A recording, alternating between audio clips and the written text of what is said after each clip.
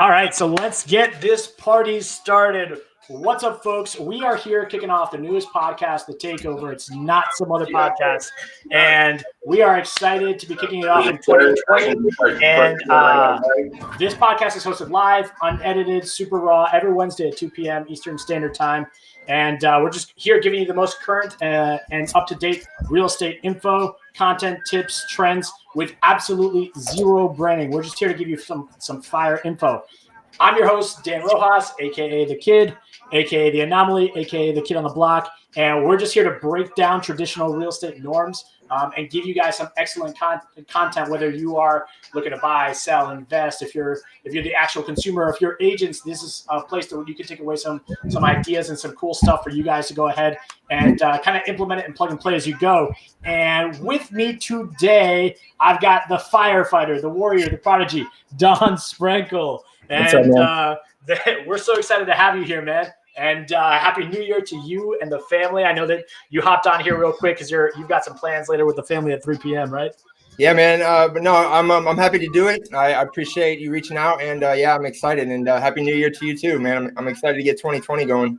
Thanks, man. So a little bit about Don. This man, we met up a few months ago. We sat down. We kind of brainstormed because this kid has some hustle and some motivation, some dedication like I have not seen in a lot of people. Actually, Don reached out to me and was like, hey, can we sit down? I don't know if you charge. And I was like, I don't charge. That's not my thing. And we kind of sat down. We went over a few things and we brainstormed a lot and kind of got some things going. And he kind of picked up a few things here and there. But this guy has been consistently closing 2 deals a month at least and averaging them. And this is just his first year in real estate. 2019 was your first year, right? Yep, 2019. It's January 9th will be exactly 1 year since I took the test and got my license. And you pretty much got active like right around the time that we met, which was like what? I think it was like July, August, somewhere around there, September is where you really actually started. It hit up in July, actually, right when I switched over to with EXP with you over in that brokerage. And I saw you were over there at the same brokerage. And yeah, the first few months I was somewhere else, but yeah, it started once I moved over and I got that first one, it really started to take off and just snowball. That's sick. And actually, so I noticed that you actually have 4 listings going into 2020, right? You have 4 current active listings? I think I have 5 maybe, actually. Well, a couple of them just went under contract over Christmas, so I have to go back and look. Well, I didn't check your pendings. I just checked your active listings. So you might have 5 or 6, but that's sick. So tell me a little bit about what you specialize in. Obviously, tell me a little bit about yourself. I know you're a firefighter, and I know that you are like a dedicated family man because obviously you're going to a 3 p.m. movie later. And so tell me a little bit about your background as what got you into the industry and what you're doing currently and what you did before this for work-wise and career-wise. Yeah, man. So I've been a firefighter paramedic for 10 years now. I started over in Daytona. Now I moved over to another department this way. I'm still a firefighter full time.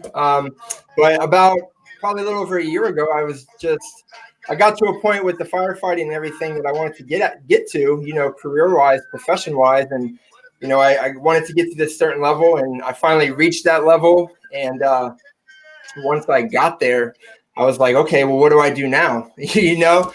So, I started looking at different avenues, and the longer you're in the fire department, the more you start to realize that it's not that easy to get to the very end. All right. Everybody's in there. Everybody knows we are firefighters, police officers, we get retirement, we have pensions, things like that. We earn those, but it's not that easy to get there physically, mentally. So, I started looking around and I just was wondering, like, what if I don't have this anymore, what am I going to do?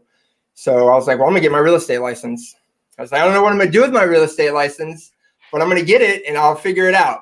No one ever knows, man. I mean, I had the same kind of get go with it. And, my story is kind of ironic how I jumped into the industry, but my wife looked at me and was like, what are you going to do? I was like, I don't know. We'll figure it out as we go. Yeah, yeah, exactly. I feel like everybody's got that. So I was like, well, one thing about the fire service that's great is that it's very conducive to a second job. Every firefighter either works a lot of overtime or they have a second career. So it's conducive. So I was like, I'll just figure it out and I'll get my license and, I'll go along. So right as I'm getting out, actually is the day I took my test. I took my test that morning. I passed. I'm psyched. I got my license. Now I'm like, okay, now what do I do with it? A buddy of mine, a very good friend of mine, actually, who I went to college with. He's my college roommate. We played football together. He's up in Ohio, and he's always been in a different businesses. He's had his hands in a lot of different things. So I see him post something about selling a house, and I was like, oh, I didn't even know he was doing real estate. So I give him a call. I ask him about what he's doing, and he tells me that, his main business focus is focusing on expired listings and for sale by owners. And he calls them, cold calls them, and he tries to set up appointments, and he gets these listings, and he's like, I did 20 deals my first year, and I'm trying to do 50 my second year. And I'm like, okay, well, what do I got to do then? I'm like, you just call them. Impressive stuff. Yeah. It expires. You call them. You say, hey, let me sell your house. And they say, okay. And it's just that easy. Now, obviously, it wasn't that easy, but I was going to say, is that the trick? I was like, if it's that simple, sign me up. I wish. But no. So we spent that what was going to be probably a 10, 15-minute conversation just to see what he was doing turned into a 3-hour conversation, followed by another conversation the next day for about 3 hours. And I think we've probably talked at least once a day since that day for the last year. And I basically, took everything that he was doing and I made it my own down here in Central Florida. And I just went to work. And it was rough in the beginning. And I got to tell you, man, that is not an easy jump start into real estate for sure. No. I mean, I got lucky with a few friends of mine that were like looking at selling their homes and a few friends that were looking at buying. So I had like a smoother transition, I guess you would say. Man, I got to tell you, those expires and those FSBOs are not easy by any chance. So I applaud you for that, because a lot of people nowadays, they don't want to put in the hustle. They don't want to put in the work. And it's really, this business is self-sufficient. So, I mean, the only way to get where you're at, on this consistent closing, because I've seen agents come in and they do wonderful things and they really maximize everything, but they're not consistent about it. Like I said, you're consistently closing 2 to 3 deals a month. And that's extremely impressive for doing your first year. They say that the average agent does 4 to 6 closings in their first year altogether, and that you're doing half that in a month, which is pretty cool. And so tell me a little bit about these expires and for sale by owners. I mean, it is January 1st. It is the first of the new year, and today's that day where everybody's jumping on Mojo dialers and jumping on their expires. So tell me a little bit about your secrets, maybe like some backgrounds, maybe not all your secrets, but just how do you go about like calling these people? What kind of script do you use? Is it just off the riff? Like, tell me more about that. Yeah. So that's a great question. Like I said, I wish I could say that I was smart enough to come up with a lot of this stuff, or my whole processes. I'm not that smart. I mean, if somebody, I've been a paramedic for 10 years, so if somebody goes down, I got that handled. But from a business standpoint, I was never, I didn't have like an entrepreneur type mindset, a business type mindset. I just thought, I'd go to college, I play football, I graduate from college. I'm a college graduate now. Of course, I'm going to make money. I'm going to be set. So, as far as that whole end, I didn't have that. So I had to learn all that. I had to learn how to have a business, how to operate a business. I'm still learning how to do that. Huge learning curve. But then as far as calling people, I didn't really have any issue from the beginning calling people that I didn't know, because as a paramedic, as a firefighter, I mean, you're walking into situations all the time. People don't know you. And you walk in there, nobody knows you, but you got to take command. You got to delegate. You have to earn their trust and confidence in a very quick amount of time, because if you walk in there and you don't know what you're doing, they're going to know pretty quickly. Yeah, they're going to be like, wait, who's this guy? Yeah. Why is he here? Is he really a paramedic? Is he really a firefighter? What's going on? Yeah, exactly. So, and I used to also teach paramedic students, and one thing I used to always tell them was, you go in there, you have that confidence, you know what you're talking about, even if it's a small little bit. And if you don't know, you just keep asking questions. But the main thing is just to have that confidence, because people can feel that, and people can, even over the phone, people can feel that. And if you don't have it, you're done. Man, you nailed that right on the head. I tell everybody the biggest thing is the confidence. I'll give you this, because that vibe kind of transfers even through the phone. You put somebody in front of me, I'm golden all day. But it took me some time to get used to calling people. And one day I just sat there on the sofa at the house, and I was like, you know what? I got to knock it out. I got to get used to this. First guy I called, I just used John Marone. I don't know if you know him, but he's coming in town. Yeah. He's like one of the coaches for Sync University, and he's got these amazing like scripts. But when you break it down and you watch his class, it's really not a script. It's just conversation, but it's having the confidence in yourself behind it all to go ahead and knock it all out. Because like you said, you got to be able to not just, you're not really controlling it. You're just assisting them at some point in time, but you're showing the confidence behind it to show them that you're the guy that they got to sell with or buy with or invest with. Yeah. And that's what I try to do. Like the one thing that really helped me is that I got my license in January, but it probably took me, I didn't really get going until probably the beginning of March.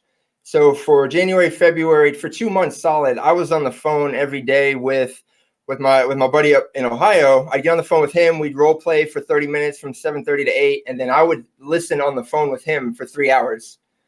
So I had other jobs that I was working. I cut all of that out, extra income. And I just spent every day I was off on the phone with him, listening to him make phone calls. So his scripts, I took his scripts, we practiced them. I made them my scripts.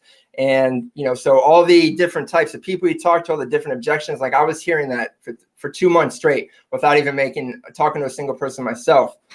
So I do use the Mojo dialer. I use three lines all at once. It's a good setup. It allows me to reach, more people, dial more lines. And, I have a whole process with how many days I'm going to try to reach that person, how many times I'm going to call them, if I'm going to leave a voicemail, if I'm not going to leave a voicemail, what am I going to say on that voicemail? And as far as the scripts go, the scripts are super important. And I don't want to sit here and say that I am an expert by any means yet on talking to people on the phone. I'm still getting better at that. It's definitely gotten a lot better since back in March. But the scripts, because the scripts are there to be a guide. And I think a lot of people, in my short time, what I have noticed is a lot of people are always looking for the perfect thing to say. What's the perfect script? What's the perfect line? And I don't think there really is a perfect script or perfect line, because if I say it, it might not mean anything to somebody, but if another guy who's been doing this for 10, 15 years, who's teaching other people how to do it, he comes in and says the same thing, it might work all day long, but it's because it's how he's saying it. And again, I think that goes back to the confidence. So it's really what I try to do with the expired listings and the for sale by owners is try to just come from value, try to bring value, contribution, and care. Look, if you just try to sell yourself, they're getting hammered with phone calls like that all day long. They don't care what you do, even if it's the best. Especially today. Yeah, you just gotta talk to people and listen. And when I say listen, that sounds easy, but it's not. It really is hard, and I'm still working on that. But that was something I learned really quickly. Is I was constantly looking at the scripts, like what do I say next, and constantly looking at my objections, like what if they say this. I was waiting for them to say one instead of actually just listening to what they say. But if you just listen to what they say and then you ask them questions about that, they're going to open up more to you. They're going to talk more to you, and you can find out if you can really help them or not. Because I think that's what it really comes down to. Like, I'm not trying to call them just to automatically list their house, for whatever price, for whatever they want. Like, it has to be a good partnership for them and me, our team, because we invest time and money into things too. So we don't want to waste their time. We don't want to waste our time. We're just looking for people that are open to conversation, looking for help, and that we can be a good fit. Man, I tell you are talking like as if you've been in the business for like 5 to 10 years. Everything you're saying, I can vouch by 1,000%. A lot of people in this industry, they do the right thing, right? When they start getting in the business, they start educating themselves, showing up to more classes, start learning, listening to these kinds of podcasts, and start listening and learning from everybody else. But what ends up happening is that they don't listen to understand. They listen to reply. And that's the biggest key, is really understanding them, because people are either buying or selling for pain or pleasure. It's one of the two things, right? So we talk about the 6 reasons why people buy or sell a home, and half of them are split. So like the 3 reasons why they're going to buy or sell is going to be, it's going to be either pain or pleasure. It breaks down in half. So 3 to each side, pain or pleasure, either way. And you're right, because some of these people, they're running through a hard time. Some of these people might be going through divorce, or might be going through college kids moving out, or, they might just be going through a rough patch in their life where they lost a job. And you're right. You got to hit them how they can understand it, and you gotta really follow it. That's why I'm glad you said that about the script. That the scripts are so important, but at the end of the day, you really got to listen down to what they're saying. So I'm with you on that. Absolutely. Yeah, I always look at the scripts. And as far as I think what the other big thing with that is your follow-up, your consistency, not just in your follow-up, but also your consistency to get on the phone and make the phone calls, because it's not easy all the time to try to block out time when it's ideal to make those calls. And you really have to set your schedule around that time that you're making calls. Like, okay, I want to make calls between this time. That's the time I'm making calls, and nothing else can matter between that, during that time. So you constantly got to fill the pipeline. And again, that's something I'm still trying to work on, struggle with. I'm trying to find out which times work best, how I can still work my schedule.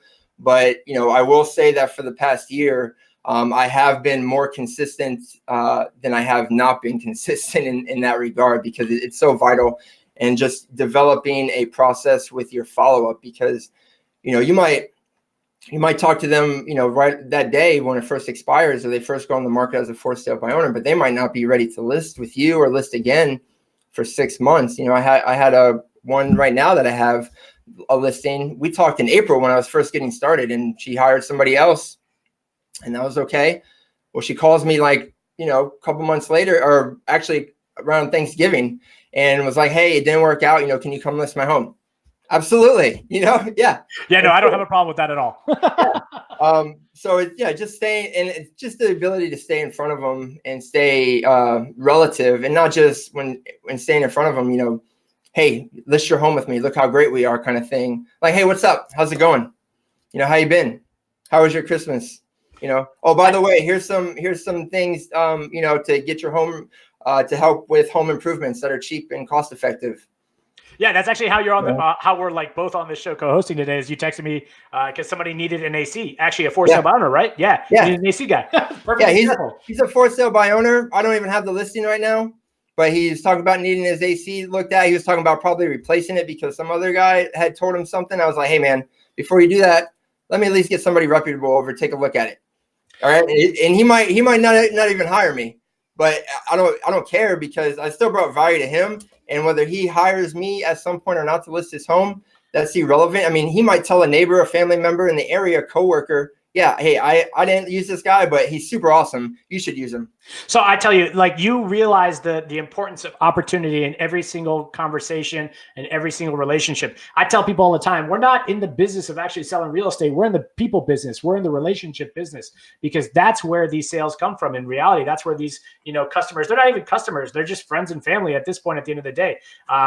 People are always like, oh, do you friend request your clients on Facebook? I'm like, yeah, they're my friends. All of them. Absolutely. You bet. Because of the fact that at the end of the day, that's how people want to do business with you, is they know, like, and trust you. And in all honesty, I don't have one single client. I got a lot of friends that like to do real estate business with me, but I have 0 customers and 0 clients. But that's the reality of it, is at some point along the way, this industry got more sales oriented. And it's funny, because with the more technology, the more social media that's coming around with all these different platforms and programs, it's just coming back to more relationships, which I love, because that's the point of this, is to be able to have a nice community. I mean, who doesn't want to pick their neighbors? When I see another home in my neighborhood go up for sale without me, I'm like, well, let me see if I can at least pick my neighbor. I mean, I didn't get the listing, but let me see if I can at least pick my neighbor, right? So that's kind of where it's at.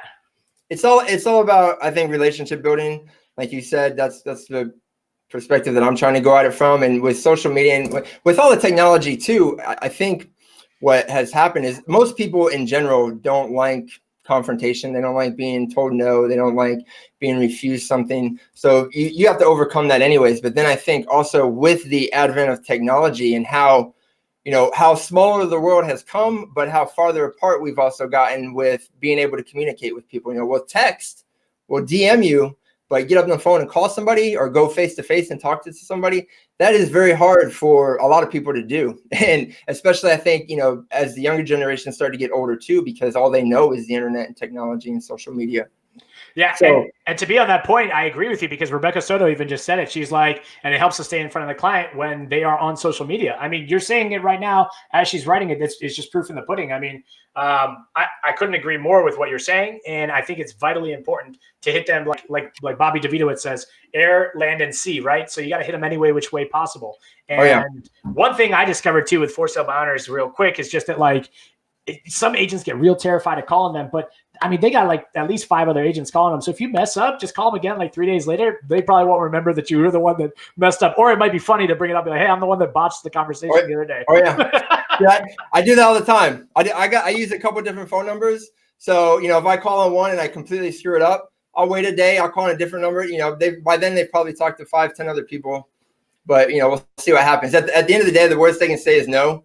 And I just that's okay. I just, I'll call somebody else and maybe that'll be the right person. Because the one thing that I've had in this since I've been doing this for almost a year now is even when I had no listings, even when I was, every appointment I was going on, they were telling me no, sorry. I was still making progress. And I never felt like I didn't have anything going on, because even when I didn't have anything going on, I knew I could just pick up the phone tomorrow and call somebody, and maybe that would be the day. So that's the beauty about that. Yeah, this business is what it is. And at the end of the day, if you want to work more, all you got to do is pick up that phone, just like you said. And speaking about picking up the phone, let's talk about the new year, right? So obviously today's a great day for calling expireds, but what are your plans? What are your ambitions for this new year for 2020? I know it's going to be a huge year for a lot of people. And you were on my radar for sure, for agents to keep an eye out for, because you got some stuff up your sleeve that I know that you're kind of like in the works with. So tell me a little bit more about what you got planned for this year. Yeah, so 2020 I'm super excited for, because I think my focus is definitely going to be honed in a little bit more. Last year, 2019, I was just flying by the seat of my pants. I dove headfirst into something that I thought was initially I was going to try to do part-time and develop, and I found something and I ran with it, and now I'm 120% committed to it and seeing it through and really seeing what I can do with it. So, but I didn't really have a lot of good processes down, organization, and things like that. So this year is really a lot more about focus. And I think the key word is like intentionality, being intentional on what I'm doing and why I'm doing it, and trying to track. Tracking is huge. And that is something that I've started to work on over the last couple months. I'm still trying to get better at it. But if you can track what you're doing, we all know we got to work hard to be successful, especially when you're in the beginning, you don't have anything. But the more you can track and see what you're doing, the more you get control of your time again. Because in the beginning, I was always had the mindset, I gotta call more people. I gotta call more people. I need to set more appointments. And it never turned off. And my brain never turned off. It still doesn't turn off now. But it's getting better, because I'm starting to track a little bit more. I'm starting to pay attention to things a little bit more, what's working, what's not working, so then I have the ability now to sometimes, at least for a couple hours, turn my brain off and not have that. So I'm that's going to be the focus for this year. Figuring out, okay, how many calls, how many appointments, things like that. And then also working on other areas too for generating leads and stuff. The one thing I did last year is I went into social media hard. Facebook, Instagram. I hit that very hard. I've tried to stay consistent with that. I usually post about 2-3 things a day. I hit the stories. I just try to stay in front of people. I see it. I see you doing it all day. Yeah, man. And a lot of it too is just trying to bring, not to be like, you're very rarely going to see something from me that is just going to be like, hey, I'm a realtor. When you're looking to buy or sell your house, just let me know.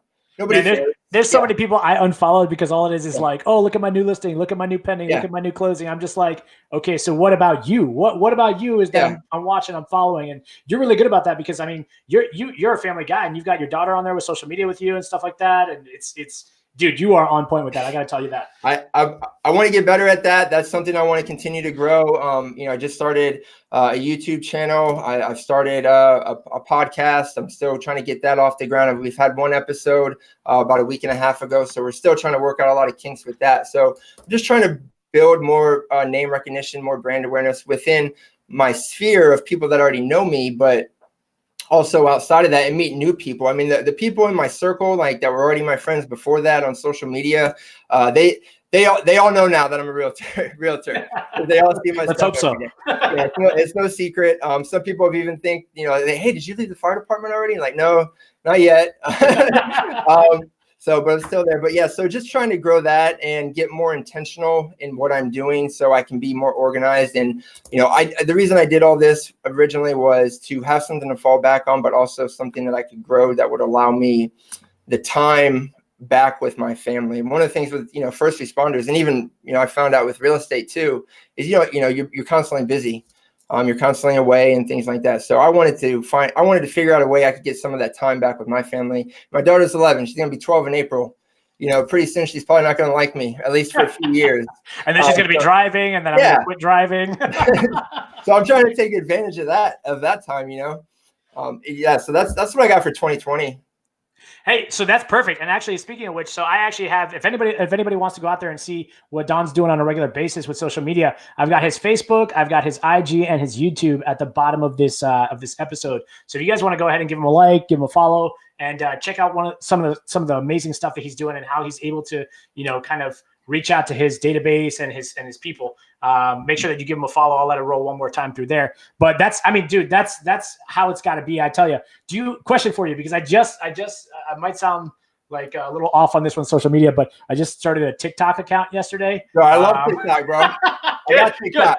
Okay, so I'm gonna have to find you on TikTok too, then, because I just started one yesterday, and now I'm like obsessed. Apparently, that's like the new trend, and a lot of people aren't doing video on there as much as they should be. So I'm excited. So it's huge, man. Video is huge, dude. If you listen, I listen to a lot of Gary Vee podcasts. Yeah. Every morning, usually, is when I listen to Gary Vee, and dude, he is all over TikTok. And I figure he's done a couple of things right. Let me at least try. Just a few. yeah, just a few. So I mess around with it. Usually, I just have fun with it because I know it's a younger crowd and everything. But it's exploding, man. Like 500. I think they said like 5 billion or 500 million or some ridiculous number that they've already gained over the last year, which is at a faster rate than Instagram or Facebook ever did. So maybe it'll be something, maybe it won't. But right now I know the traction, the ability to build followers and gain traction on is a lot easier right now than it is on Facebook and Instagram. And I'm seeing a lot of positivity on there. Facebook has kind of turned into like certain groups have come into like raves and rants and kind of bashing a lot. TikTok, it's like I've seen nothing but positivity on there. It's amazing. Everybody's boosting each other up, and I think it's something fantastic. But all right, so let's do a few quick questions real quick in the rapid fire round. So like, what would you say is your highest converting lead source right now at the moment? My highest converting lead source, probably I'd say the for sale by owners. Because I've been putting in a lot of those, maybe not right away, but the longer you're in it, you build that rapport and that follow-up. Again, the follow-up is huge. So then, might not be in the first 30 days, but maybe it's 90 days. So that's usually probably been the biggest right now. Cool. What cool event have you attended this past year or that you are planning on attending this year that you think that other people should probably take a closer look at and maybe look at attending? Oh, real estate related or anything? I mean, it could be like a Tony Robbins event. It could be real estate related. What do you think? Well, I will say I did attend that event that just came to Orlando back in October where Gary Vee spoke. That was an awesome event.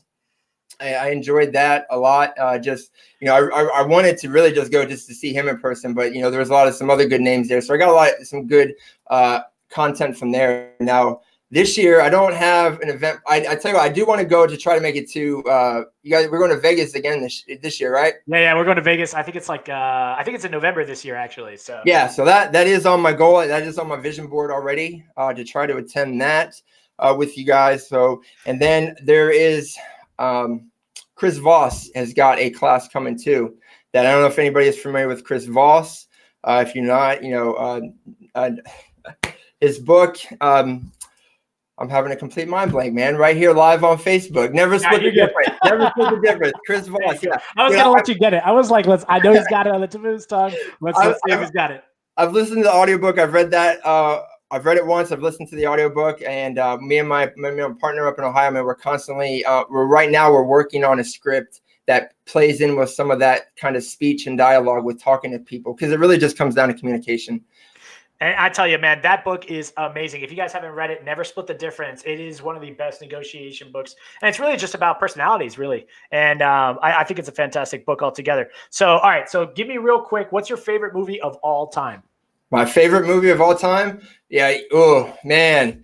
All right. Well, I'm from South Florida, so I got to go probably The Program, man. The Program was a college football movie, early 90s. And then I got to go with Scarface. Oh, of course, yeah. I'm from South Florida. I got to go to Scarface. Yeah. All right. So, hey, so I know that you said you were going to a movie today. What movie were you going to go catch later today? We're gonna go see Jumanji 2. Nice. Yeah. And real quick, what's the next book that you're looking forward to reading to? The next book, actually, it's funny you say that because my wife and I just ordered a copy. One for each of us is the Dale Carnegie book, How to Win Friends and Influence People.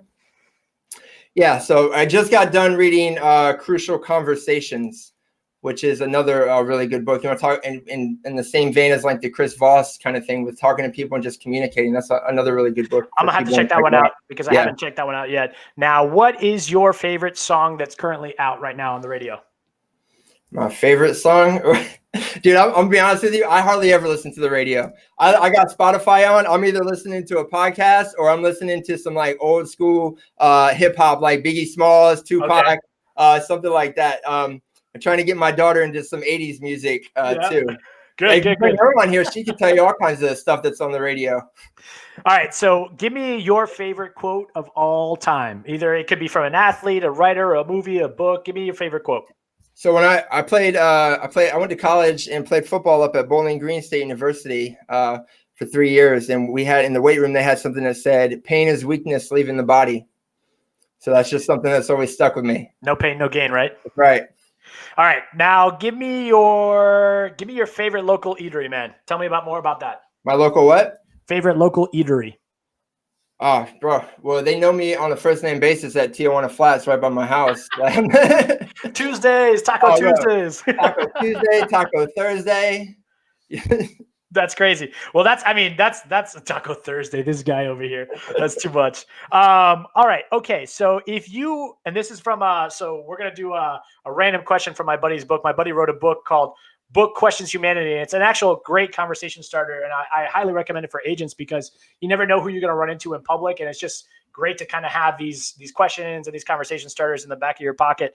But this question is really funny. Would you rather redo all of grade school, or would you rather spend 4 years waiting in line at the DMV? Oh man. I'd rather do grade school all over again, man. I'm with you on that one. At least I have fun at certain times with that one. Yeah, because at least it's like a little different every year, and like it's triple the time. But I'd rather do that. Oh man, I can't imagine DMV. Woo. No, but I'm with you on that one. Well, as always, I appreciate having you on the show, man.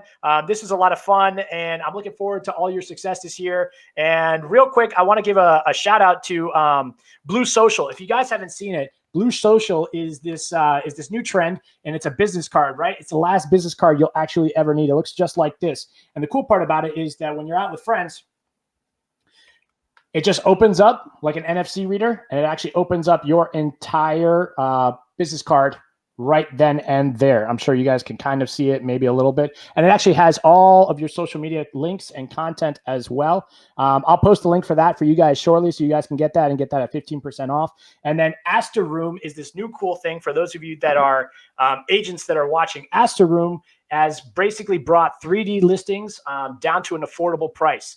Before it was just Matterport, and the camera itself is like $3,500 to $4,500, and then you had to pay a monthly subscription. Aster Room is the new way to do it. Technology has kind of caught up with today's day and age, and it's kind of easier with how things work with our phones. Obviously, our phone has kind of caught up to everything when it comes to digital experience, and this is the kind of product that we're going to be putting out, which is kind of really neat. And it's as little as $20 a month, which is pretty neat. And I'll put the link for that too. You guys can work on this when you guys are getting your listings to kind of help push them out there more and market them in a little bit better, so that way the consumer has a better experience. But hey, man, I got to tell you, thanks again for being on the show, man. Enjoy the movie. Tell the family I said hi, and it was great having you, brother. Any last thoughts on the way out? No, man. Thanks for having me, bro. I'm looking forward to crushing 2020 with you and everybody else. Cool, brother. All right, I'll see you guys around, and we'll see you next week at Wednesday at 2 p.m.